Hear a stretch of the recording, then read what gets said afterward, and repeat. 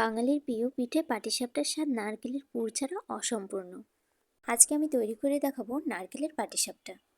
এখানে আমি প্রথমে ফ্রাই প্যানের মধ্যেও কিছুটা কোরানো নারকেল দিয়ে দিচ্ছি আর দিয়ে দিচ্ছি পরিমাণ অনুযায়ী কিছুটা চিনি। এরপর নারকেলটা একটু খুব ভালোভাবে নেড়েচেড়ে নেব।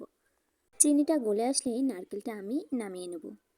এরপর আমি পাটিসাপটার ব্যাটারটা তৈরি করে নেব। এখানে আমি 1 কাপ চালের গুঁড়া নিয়েছি আর হাফ কাপ নিয়েছি ময়দা, সামান্য পরিমাণ একটু লবণ নিয়েছি স্বাদের জন্য, আর একটু সামান্য পরিমাণ চিনি আর সামান্য পরিমাণ গুড় দিয়ে দিয়েছি। পাটিসাপটার ব্যাটারে মিষ্টি কম দিলে ফ্রাই প্যান থেকে খুব ভালোভাবে উঠে আসে, আর বেশি মিষ্টি দিলে ফ্রাই প্যান থেকে সহজে উঠতে চায় না। এরপর উষ্ণ উষ্ণ গরম দুধ দিয়ে আমি এই ব্যাটারটা খুব ভালোভাবে মাখিয়ে নেব। ব্যাটারের ঘনত্বটা ঠিক এইরকম হবে। এরপর চুলায় একটা ফ্রাই প্যান বসিয়ে দিয়েছি, ফ্রাই প্যানের মধ্যেও কিছুটা তেল ব্রাশ করে নিয়েছি। এরপর আমি পাটিসাপটাগুলো একে একে ভেজে নেব। পাটিসাপটাগুলো যখন একটু শক্ত শক্ত হয়ে আসবে তখন আমি এর ওপর দিয়ে নারকেলের পুরগুলো দিয়ে এভাবে উল্টিয়ে নেব।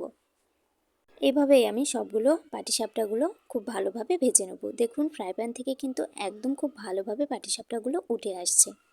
পাটিসাপটার ব্যাটারে মিষ্টি কম দিলে পাটিসাপটাগুলো খুব ভালোভাবে উঠে আসে।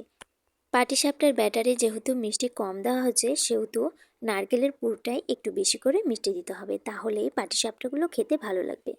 তৈরি হয়ে গেল মজাদার পুর দেওয়া পাটিসাপটা। আপনারাও চাইলে খুব সহজেই বানিয়ে ফেলতে পারেন।